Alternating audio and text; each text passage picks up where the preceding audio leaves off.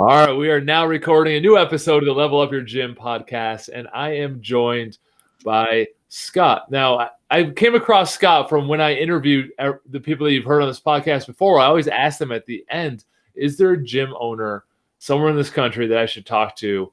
And someone at the end of the call said, unequivocally, you have to talk to this guy. Scott, he's down in Missouri at Evolved Personal Training, and I reached out to Scott, and he was so kind to want to get on this call. The first call we had booked was the day his son was born. So now he's got 2 weeks in. And as a new dad, still made time to do the call. For those watching on YouTube, I am dressed a lot weirder than usually. We got 41 inches of snow last night. Wow. Which is unheard of in our area. We're supposed to get 12.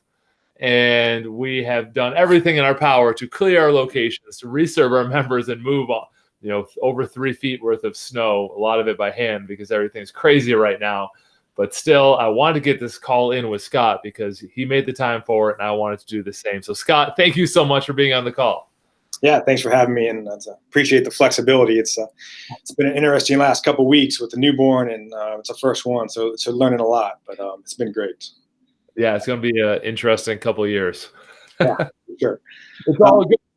Go ahead, Scott. Yeah, so a little bit about my background. I've been personal training for over 15 years.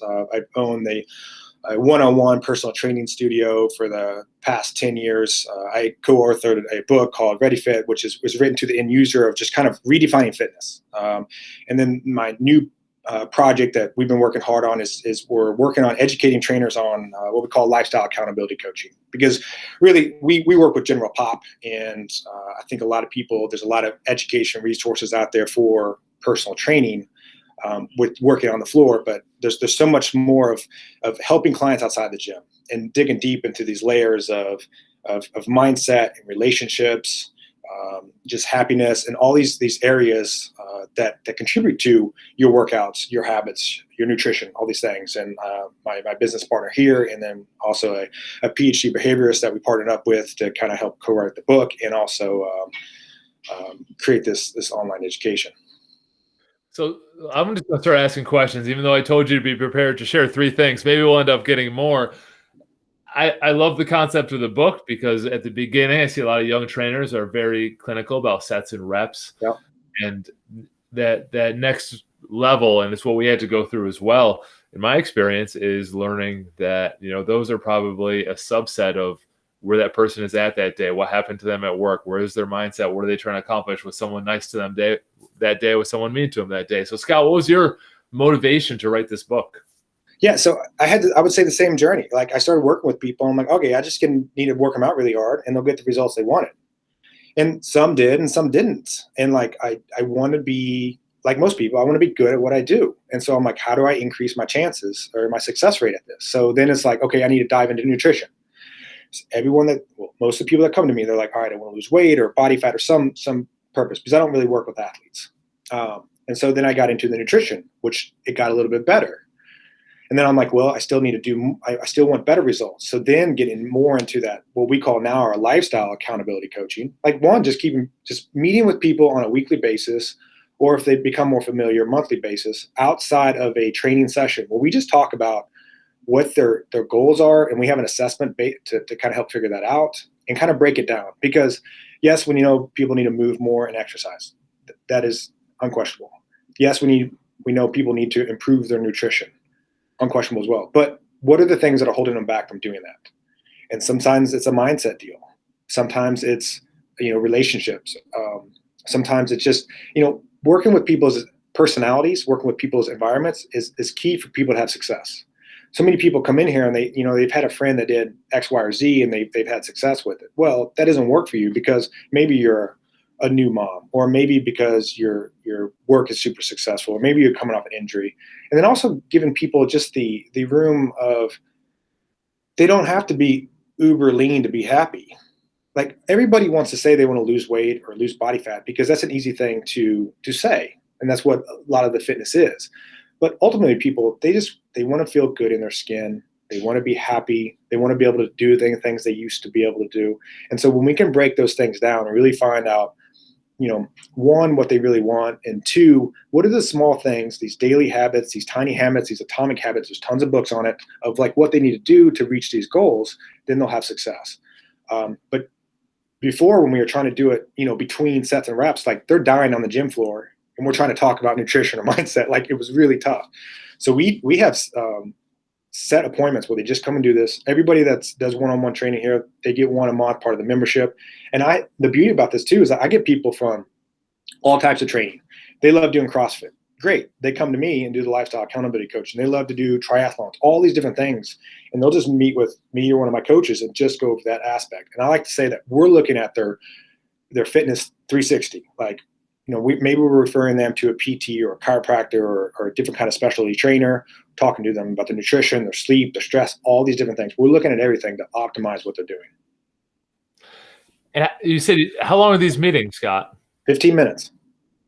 I love that. So I'm just thinking tactically from a business perspective, there's probably people listening like, how do I get that in my schedule?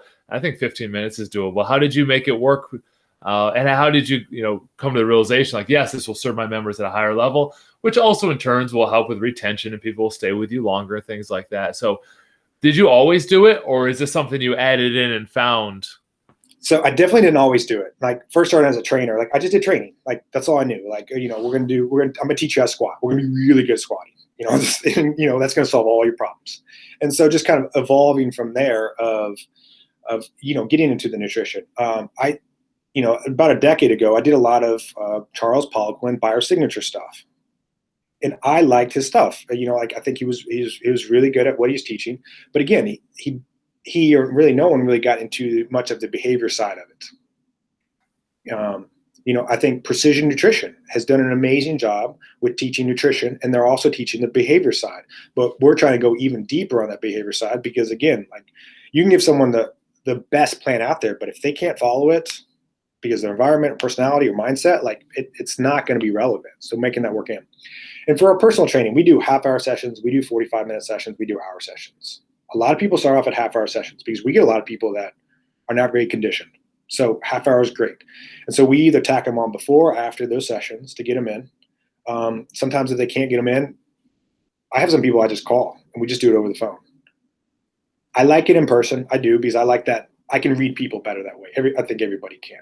But, there's some people I've worked with and they moved away and we still get on a call like once or twice a month to talk for 15 minutes about like, what was our plan last week? What was our plan based off of that? Do we need to add on top of it, or do we need to figure ways to adapt that for this coming week? And that's why I like the 15 minutes. Like, I don't need an hour to evaluate everything that's going on. We just need to talk about our tiny habit that we're working on and how to adjust that or how to add on to that. I really like that, Scott. Now, from what you said earlier, most of your sessions one-on-one, or do you do semi-private as well? So most of them are one-on-one. Like it's funny how much we've changed. Like I first started like just doing one-on-one personal training for other gyms. Then I started kind of doing a CrossFit gym on the side. And then I was like, well, I don't really like that model. I'm gonna do all one-on-one. And then now I'm doing mainly one-on-one with some, like we have a Fit Over 50s class where it's just women over 50 years old that work out together and they love it. We do some small group training where it's a max of 6 people. And we have a few specialty classes, but the majority of what we do is still one-on-one. So I'm going to open up the floor to you for your tip to the other trainers and business owners on the call. I think we actually have covered a lot. You probably have given them a couple tips in there with the sit down, the atomic habits, looking outside of sets and reps to find ways to connect. I think those are very valuable tips, but I also want to let you freestyle. What do you think, Scott? So number one, it's all about knowing yourself. Your personality, your values. One thing that we use a lot of is disc profiling. And so with that, you get your values. So the PhD behaviorist that's co-working with us on this education in the book, she also does these profiles for everybody that we go to hire for a trainer position or office manager or front desk or something like that, because that person will be happier. They will also be a better employee if you can match up their personality and their values with the position that they're doing. And so the big thing is you as a coach or a business owner or whatever you want to do is making sure that that matches up. It's so easy to get in this mindset of like, okay, I'm going to be a personal trainer. Well, now I'm a personal trainer. What's the next step? Well, I'm going to own a gym. that's the the obvious next step, because what other steps are there? But figuring out like, okay, what are your strengths? What are your weaknesses? And so I'm big on doubling down on my strengths and partnering with someone that can cover up my weaknesses, or hiring someone that can cover up my weaknesses. I'm a good initiator. I'm a good vision guy. I'm a good idea guy. I'm a good, like, I'll work. I need a detailed person in my life for me to be successful. My partner is very detailed. I had to have an office managers that be very detailed. Like so the more you know, the better you can fit your life, your happiness, your business. There's nothing wrong. And again, some of this stuff you'll get into, like if you follow any Gary Vee stuff, he's big on this. He's like, you're much better being number 7 at Facebook than being number 1 at your small business that's not making it, kind of deal. Figuring out what makes you happy. And so much of this is like that personality and values, and knowing yourself, even, and things will change too. Like right now, as having a newborn baby, like that's going to change from my 20-year-old. So you got to be able to roll with that. Personality wise, I'm the same, but the values start to shift a little bit. Like I definitely want to spend time with my boy every day. And so how do I manage my day? Because, I have my personal training gym, and then I'm trying to grow my business that's educating trainers, but also being a good husband and dad, some of those things. So that would be my big thing. Like, know yourself, know your strengths, know your weaknesses, and figure out the path for that. And I think that's a cool thread that's gone through a lot of these episodes that I've recorded, where we'll have someone on, like Joe Ken was on the show, who is athlete trainer, was the strength coach for the Carolina Panthers, and now does just athletes. Andy McCoy does just athletes. Drew Massey is doing mostly adults. There's not one formula that is right for every trainer in terms of like cranking up a huge business and revenue and all that. It is truly, what can you see yourself doing for 15, 20 years? The longevity in this industry is so poor, because I think it's what Scott's talking about. You become a personal trainer and then you're like, what's next? And a lot of people, it's nothing. And I've read last year that they had 9 out of 10 people that were personal trainers would not be in this industry again next year. And that's like call centers and personal trainers, like the highest turnover rate of anywhere in the country. And I think Scott's got some good advice there, where it's maybe you're fitting a square peg into a round hole, and you have to decide what's best for you. Because the one-on-one model, we do large group, but I'm going to learn a lot from talking to Scott, who does one-on-one, and then a lot from someone who does small group as well. There's a lot of carryover, but you have to be true to yourself to be happy in this business. And one thing you could do, like I believe Tony Robbins bought it, but you can look up Tony Robbins' DISC profile, and you can go through his assessment, and he'll send you the results back through the software, and you can read through that. Now, ideally, you have someone higher level, higher education that can kind of interpret that and work through that. But just as a way that everybody can listen, like you just do that and take that. It's also super valuable for you and your significant other to take it too. So you can have better communications that way. Because what we found by going through it, me and my wife, was, so I'm in the DISC profile, I'm a high D. So I'm quick on decision making. I just want to move forward. I don't care with making mistakes. She's more of a processor. So when having discussions on things, I'll bring things up to her, and I know we'll actually talk about it 24 hours later. First, like, I'm ready to go. I'll make a decision. I don't care if it's wrong. I'll course correct. But she's more of a processor, and just like knowing those small things in all your relationships is super valuable. That's an excellent point. I remember when we went through our pre-Cana before getting married, we had to do a similar test. It was like, what was your love language? And it came to similar test. But putting common language and words to that is powerful for you and your significant other, you and your employees, even you and some of your long-term members, to understand where they're coming from, and don't categorize things as like right or wrong. There's a gray area of, this is how people tend to lean. And if you learn and respect that, you can connect with them on a much deeper level. And I've learned that the hard way a lot of times talking to my wife. Now I have to say, like you're explaining, I just have to say, like, are we ready to solve this problem yet? And she'll say yes or no, because then I just want to jump in and solve it. But sometimes we're not ready yet. She's got to process it a little longer. Sure. And then tagging me in to throw out some ridiculous ideas, and then she'll come up with the right answer herself.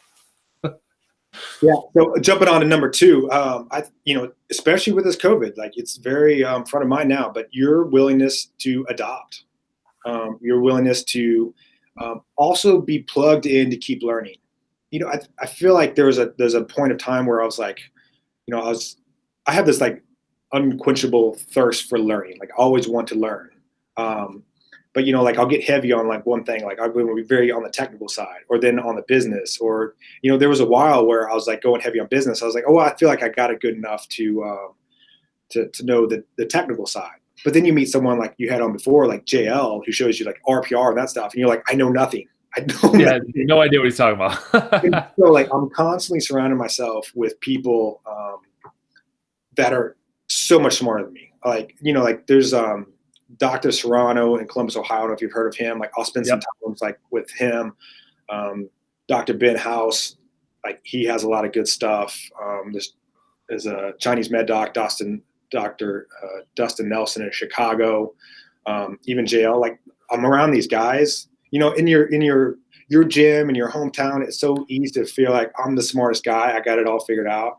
And then you get out there and you listen to podcasts like you're doing, or you go spend time with these guys, and you're like, I don't know anything. And so like constantly being humbled, constantly learning, because to me that makes me very passionate about coming back and teaching my clients stuff too. Because if I'm teaching the same thing over and over again, year after year, like I won't make it in this industry. I'll get burnt out because I'm so bored with it. But learning more and getting better and getting better results for your clients. And plus, like you stick with this long enough, with the turnover you talked about, there's always these new people. You are so far above every other trainer in town. And when you can have a team of people that you can teach so they can learn it faster, and they're so far ahead, like it's much easier to stand out as the best. I had an early mentor. We talked before when I pressed record, where a lot of these gym members were kind of higher level business people have helped us along the way. And he would always tell me, like, if you're the smartest person in the room, you're in the wrong room. No. Like you got to get that through. And he was selling his company to a venture capital firm, something that's way outside my realm or expertise. And he let me go and sit in on the meetings, and he was buying a fast food chain, and he would let me go and like watch how they do the systems. And we'd take that and apply a little bit. It was called Core Life Eatery. That was like a health food chain where you make salads. It's been around the country now, where he was buying a couple and get to go in on the ground floor and just like, I have no idea what they're doing, but I leave there learning something every single time. And it is exciting. And it does stoke that fire and passion like you're talking about, Scott. Yeah. And the third one, I think also realizing no matter what direction you go, there's going to be problems. So kind of with this personality, also figuring out what problems you want to have in life. Like there's problems of just being a sole trainer. There's problems with just being a business owner. Like what problems do you want to have? I think it's so easy, kind of like with our clients, like, well, once I lose the 10 pounds, I'll be happy. Nope, it doesn't work that way. Same thing as a trainer or a coach or something like that. And I've had this mindset too, is like, oh, once I make six figures, like it'll be easier. Once I hit this many clients or make this kind of revenue or get this next trainer, there's always something. And there always will be. It's not a bad thing. It just is. So I think just early on, once you kind of accept that, because I'm a big fan of, is happiness equals reality minus expectations. And if you have these expectations of like, once you hit X, it's going to be perfect, you're never really going to be happy. So just understand that there's going to be some problems with everything. Just figuring out what problems you want to deal with on a daily basis. And I was thinking about that earlier today, Scott. So we must be on the same wavelength when you bring that up. Is that sometimes you get to pick your poison, is the saying. You get to pick your pain, and not choosing is in itself a choice to go the path of not choosing and just letting it surprise you. But you have a lot of control over these situations, and that's what I'm still wearing the winter hat, because the plow person said, "Hey, we can't come plow your driveway today." I could have chosen to go tell all the members, "Hey, we're going to cancel our sessions." The plow person's not going to be here, but that's not really being accountable. That's not using all my resources. I have 2 arms and a shovel. And so our employees went, we shoveled 3 spots because we had 3 members coming in, and they were overjoyed that we went and shoveled it. And we didn't just choose just sitting at home and just using the excuse. So we had to pick our pain. We were going to get beat up today. That cost a lot of money for 3 of us to show up and shovel. And we lost money on training our clients today, but I had to make the conscious decision to not sit and not use the excuse and not choose that road. So you do have a choice in the matter, even if you don't think you do, that, and you don't choose it in itself, you are choosing. And now you got raving fans, which will tell more people, which will long-term get more business. So yeah, it's always, kind of playing that long game versus that short game. Scott, where do people learn more about you? I'm interested about this book now that you talked about it. I want to make sure to, is it on the Amazon? Yeah, it's on Amazon. Okay, good. Redefit, Redefit. And then, our program for educating trainers is the Differentiator Pro. So where we're teaching lifestyle accountability coaching. And where's that website? So if you go to thedifferentiatorpro.com, like we're on there. But yeah, just looking me up on my social media, the Scott Schutte, Schutte. You can find me on Instagram or Facebook. And, most of my stuff is business on there, but you'll occasionally get the baby pic now. So mainly professional. It makes you more relatable. Yeah, right. The reason why I'm wearing the hat isn't because I was shoving, it's because all my hair fell out because I have 3 kids. So now sit tight, Scott. I'm just going to do the closing. I want to thank Scott for being on the call today and sharing that knowledge with you. It's a short episode, but I highly recommend re-listening to it because there's way more than 3 things in there, and a lot of what Scott is talking about will make a big difference in your professional career. So go check out Redefit on Amazon is where I'm going to go first, and then the Differentiator Pro, and learn more about Scott. And Scott, thank you so much for your time today. Thanks, man. Thanks for having me. Thanks for putting this together.